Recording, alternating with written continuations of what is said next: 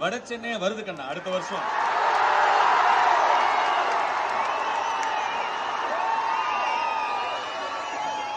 அது ரொம்ப முக்கியமான விஷயம்.